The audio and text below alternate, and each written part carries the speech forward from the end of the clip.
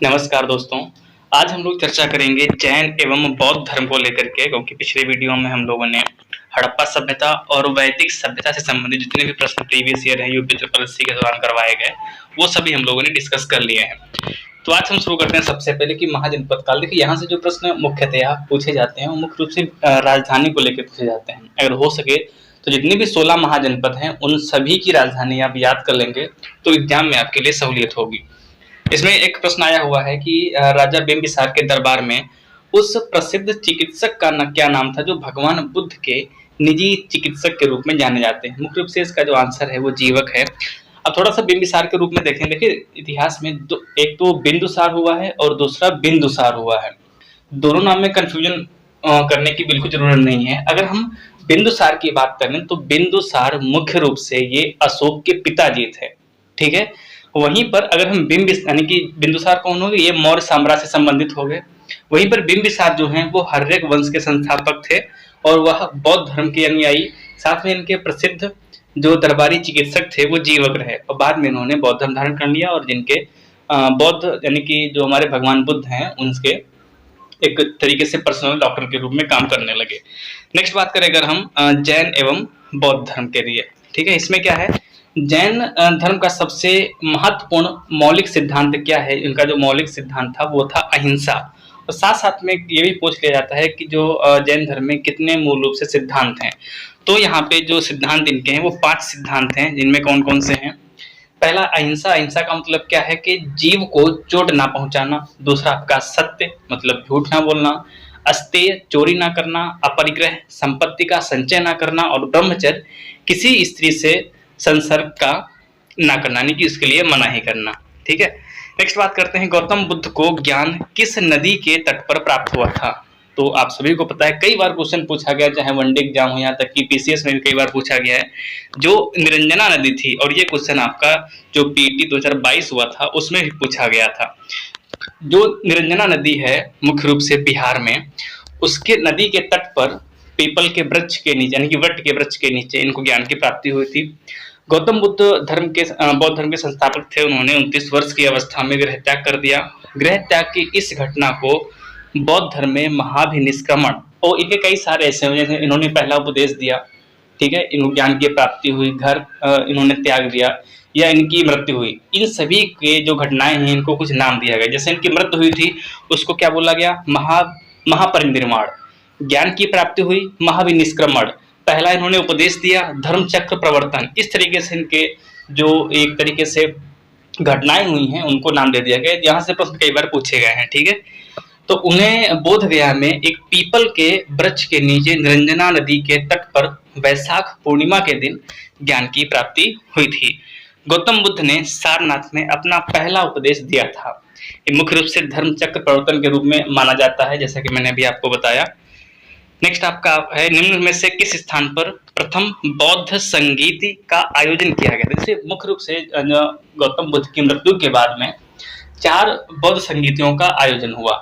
पहला हुआ था 483 ईसा पूर्व में, फिर 383 ईसा पूर्व में, उसके बाद में अन्य रूप से हुई। अब इनके देखिए स्थान और शासक पूछते हैं कि किस स्थान पे हुई, उस टाइम पे तत्कालीन शासक कौन था, ठीक है।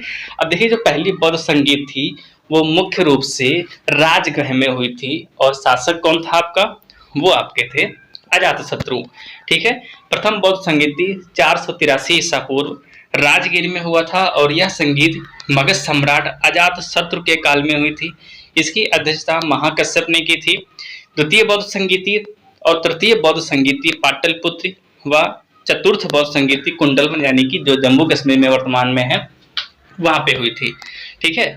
अब द्वितीय जो बौद्ध संगीति है मुख्य रूप से 383 ईसा पूर्व, जैसे मैंने आपको बताया, सभा कामी की अध्यक्षता में कालाशोक के शासन में की गई थी। तृतीय बौद्ध संगीति 250 से 51 ईसा पूर्व पाटलिपुत्र में मोगलीपुत्र तीसरा की अध्यक्षता में अशोक के शासनकाल में कई बार पूछी गई है, ठीक है। जो मौर्य साम्राज्य के शासक थे महान अशोक, उनके शासनकाल में तृतीय बौद्ध संगीत का आयोजन किया गया था। वहीं पर बात करें चतुर्थ बौद्ध संगीति, ये प्रथम शताब्दी ईस्वी में हुई थी कुंडलवन, यानी कश्मीर में, वसुमित्र की अध्यक्षता में और कनिष्क के शासनकाल में ये इस तरीके से चतुर्थ बौद्ध संगीति का आयोजन किया गया था। नेक्स्ट बात करते हैं कि 6ठी शताब्दी ईसा पूर्व में जैन और बौद्ध ग्रंथों में कितने महाजनपद का उल्लेख मिलता है।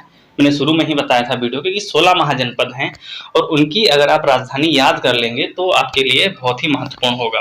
तो इसका आंसर भी क्या हो जाएगा, बी आंसर हो जाएगा 16 महाजनपद। ठीक है, इसका उल्लेख कहाँ पे मिलता है, जो बौद्ध ग्रंथ है अंगुत्तर निकाय, वहीं पे जो जैन ग्रंथ है आपका भगवती सूत्र में, ये भी क्वेश्चन पूछा गया है। नेक्स्ट बात करते हैं, भगवान बुद्ध की 200 फीट ऊंची कांस्य प्रतिमा स्थापित करने का निर्णय लिया गया है मुख्य रूप से कुशीनगर में। क्यों? क्योंकि वहां पे जो कुशीनगर है, कुशीनारा है, वो बौद्ध और जैन दोनों धर्मों से संबंधित है। क्वेश्चन भी पूछा गया है कि कौन सा स्थल है जो बौद्ध और जैन दोनों संबंधित है। रीजन क्या है, यहाँ पर जो महावीर स्वामी हैं जैन धर्म के संस्थापक और बौद्ध धर्म के जो संस्थापक कौन है, भगवान महाबुद्ध, इन दोनों का जो एक तरीके से मरण स्थल है वो कुशीनारा या कुशीनगर ही है। ठीक है, नेक्स्ट बात करें अगर हम, बुद्ध को महापरिनिर्वाण कहाँ प्राप्त हुआ था, यानी कि इनकी मृत्यु कहाँ पर हुई थी, कुशीनगर में, जैसे मैंने आपको अभी जस्ट पहले क्वेश्चन में बताया।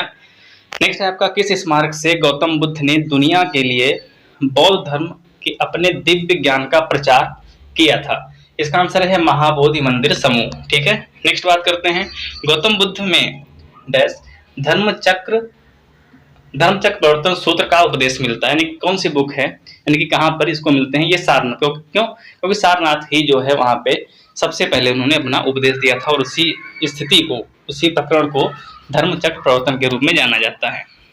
नेक्स्ट बात करते हैं, उस स्थान का नाम बताइए जहां बौद्धों की मान्यता के अनुसार गौतम बुद्ध ने अपनी मृत्यु के बाद परिनिर्वाण प्राप्त किया था। अभी पीछे आ चुका है, कुशीनगर।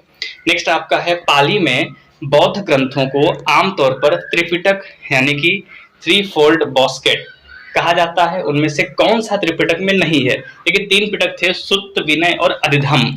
जो आपका उपसाका पिटक है ये बौद्ध साहित्य के अंतर्गत नहीं आता। और यहाँ से क्वेश्चन पूछा जाता है कि बौद्ध साहित्य को किस नाम से जाना जाता है, तो आपको बताना है आपका त्रिपिटक के रूप में इसको जाना जाता है।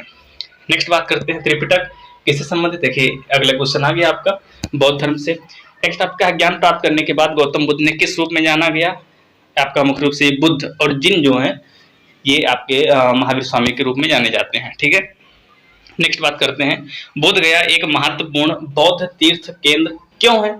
क्योंकि भाई यहीं पर तो 29 वर्ष की अवस्था में गृहत्याग कर दिया था भगवान बुद्ध ने, और पीपल के वृक्ष के नीचे निरंजना नदी के तट पर गौतम बुद्ध को यहीं पर ज्ञान की प्राप्ति हुई थी। ठीक है, इसमें देखिए कौन सा है, क्योंकि गौतम बुद्ध ने यहाँ पर ज्ञान की प्राप्ति की थी।